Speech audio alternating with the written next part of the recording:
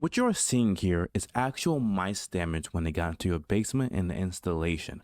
If you don't want your basement looking like this, please follow these steps because I'm going to show you a simple, easy way to guarantee mice not getting into your home. So let's get into it. All right, the first thing we're going to do is look around our home, right? The foundation and the roof line. Mice can climb siding, so you want to make sure there is no entry points in the roof line. So what we're going to look for is gaps in our foundation, gaps around our pipes. Any hole that you deem worrying, you want to mark that. So like I said, if you have siding, you want to use a pencil or a pen and go under the siding just to make sure there's no entry points that you can't see. If you have brick, you should be more safer because brick is more better for mice. If you have any weep holes, note that as well. You want to go around, and once you finish going around like I did right here, you want to make sure you note all the spots you mentioned or seen, and then after that we can go round two. You want to fill up the holes with steel wool. Now steel wool is what I plugged up these two holes with, and by far it's the best thing I've used for mice. They can't chew through it and they have a hard time pulling it out too. For the steel wool, you can get some caulk and caulk it over, and that will ensure that it's not going anywhere. So that's the main thing you want to do for your home.